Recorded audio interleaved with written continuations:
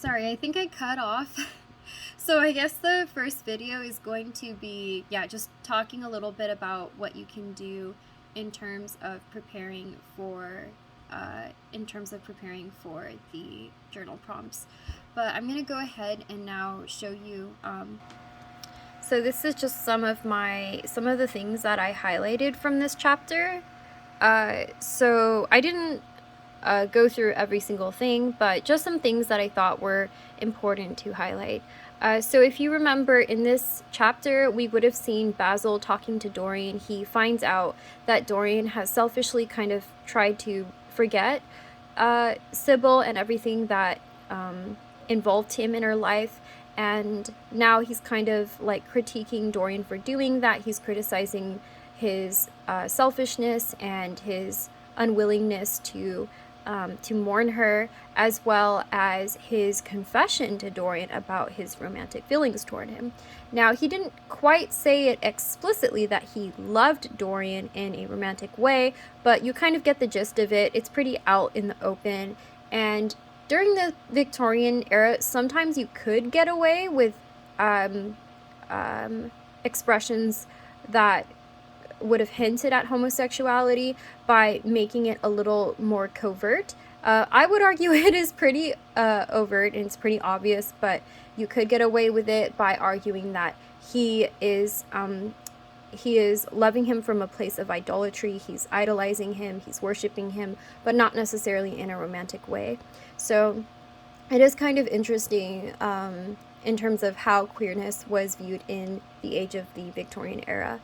But anyways, so I will start with the first quote. So in the first quote, you will see that that Basil is completely unaware of how Dorian has changed.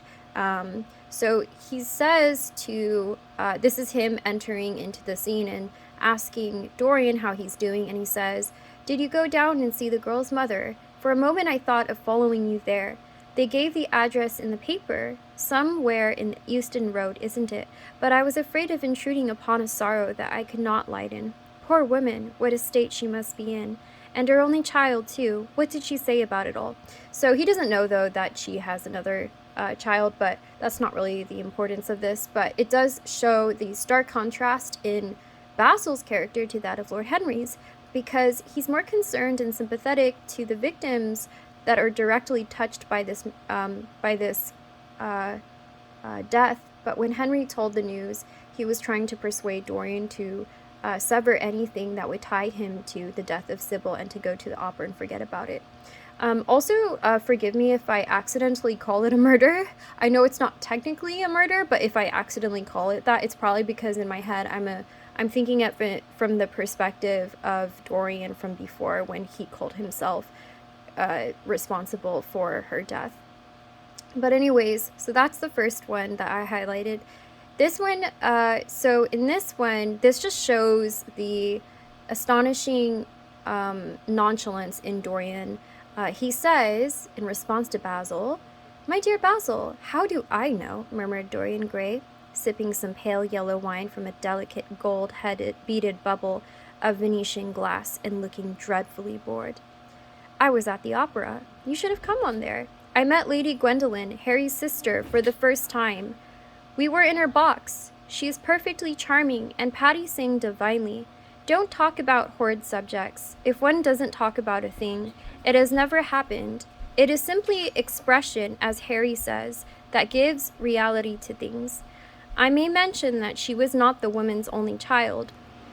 So in general, he's just nonchalantly sitting there, sipping his wine and not really feeling bad for the fact that his almost fiancée-to-be had died, had killed herself realistically, most likely. And he's just chatting with other women at the opera after the fact that his almost fiancée had died. And by the way, if you're confused about what the box is in this scene, that's just referring to an opera box, which is something you would rent at an opera house to sit in and converse with other people of the upper class. It was also a way to flaunt your wealth, because if you owned an opera box, it showed you had money and people could watch you being fancy and posh in them. And a lot of Victorians actually went to operas mostly to flaunt their wealth rather than for simply the music, and you could converse with other well-off people, which is why you see Dorian here chatting with others. So that's kind of interesting to learn about the significance of the operas. So again, you kind of see Dorian continuously closing his ears, trying not to own up to the fact that he's part responsible for what happened.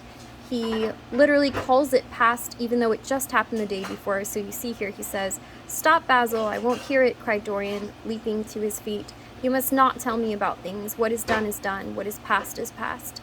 And that's why, and then, Basil's just like, "You call yesterday the past?" Like, it's shocking and cruel that Dorian is acting in this way. Now, here he says, "What has the actual lapse of time got to do with it? It is only shallow people who require years to get rid of an emotion. A man who is master of himself can end a sorrow as easily as he can invent a pleasure. I don't want to be at the mercy of my emotions. I want to use them, to enjoy them, and to dominate them." Now, if you just read this quote with no context alone, you might not even know that it is Dorian. It goes to show how warped he's become into thinking like Henry, because this very much sounds like something that would come from Lord Henry's mouth. Which is why the artist says, "I want the Dorian Gray I used to paint."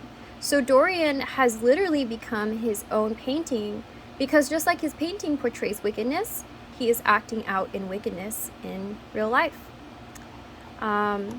He's literally personifying his own art.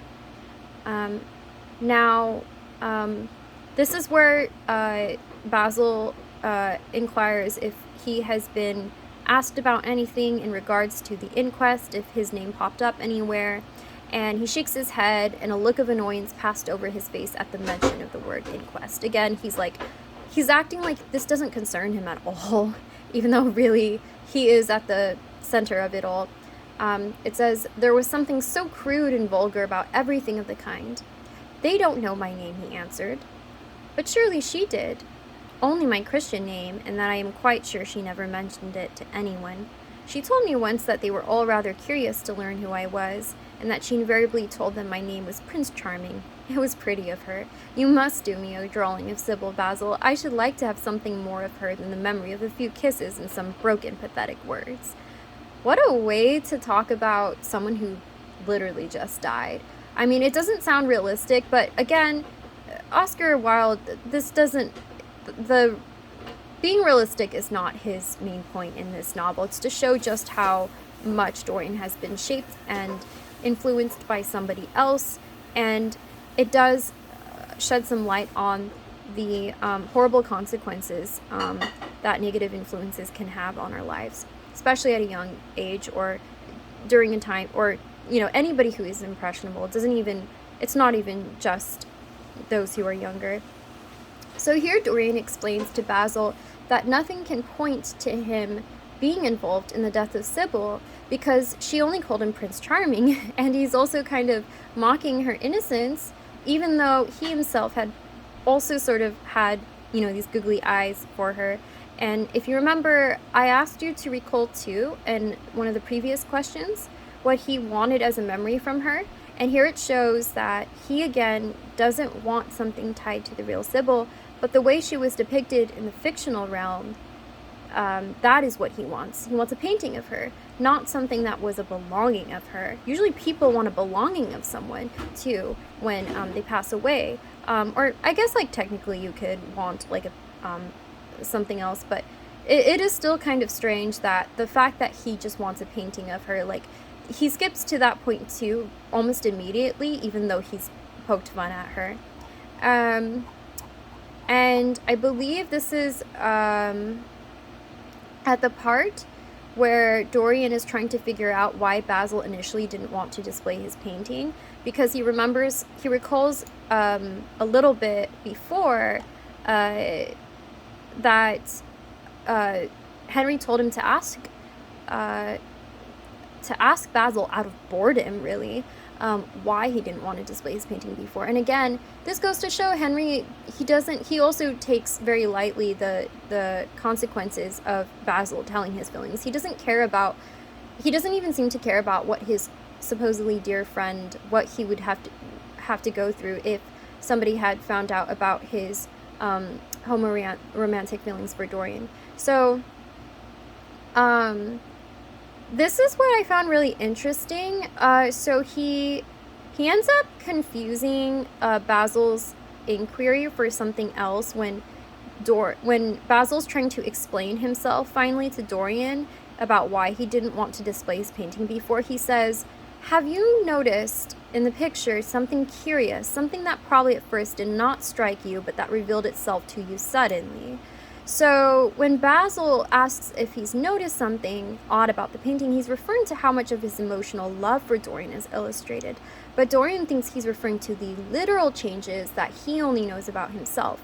It's also a paradox because we see here that just like how Dorian fell in love with an idolized version of Sybil, Basil fell in love with an idolized version of Dorian. And I believe this might be the final quote I highlighted. We'll see.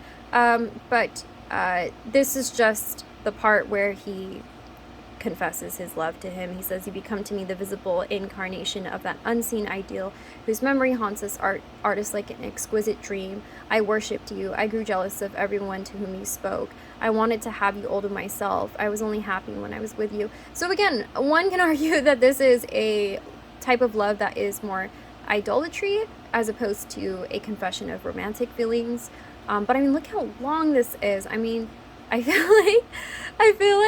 feel so horrible for him too, because towards the end, this is all that Dorian really says about his confession. He says, "It was a very disappointing confession." Like, to that entire paragraph, not even a paragraph, it's like a page. All he says is that. So I found that so sad, and it just goes to show how self-absorbed Dorian really is. I hope that my video doesn't cut off right now, because I do want to quickly explain one more thing, but if it does, I'm sorry. But just to explain the prompt that I just updated on the journal prompt final, it is going to be for chapter 9. Again, you don't have to use it. This one is a little bit more difficult, but I can always provide you a sample if you request one. This is going to be to basically rewrite a small passage in this chapter and write it into poetic lines, basically. So you might take one quote, for example, this one says, "But I was afraid of intruding on a sorrow I could not lighten," and you could change it into I believe I put 10 to 15 lines. So not too long, but this could be tricky if you find poetry to be a tricky way of writing something. And then at the end of that, the final thing you would do for this specific prompt on chapter 9 is you would write, which version did you like better? Did you like the original version from the book you took it from, or did you like your poem better? And did writing the passage in verse change the tone of it? What details did you leave out? Did their exclusion affect the meaning? Did you gain a deeper understanding of the passage? So you might do this, for example, probably like Basil's confession of love is a really good one to take some part of it from. But let me know if you have any questions. This is a very interesting one to do if you do end up choosing it. And even though it might be difficult, it is technically short in terms of how much writing you do have to do for this one. But yeah, I hope that helps. And yeah, feel free to let me know if you need anything else for the final. I hope everything is going smoothly. All right, see you in the next video.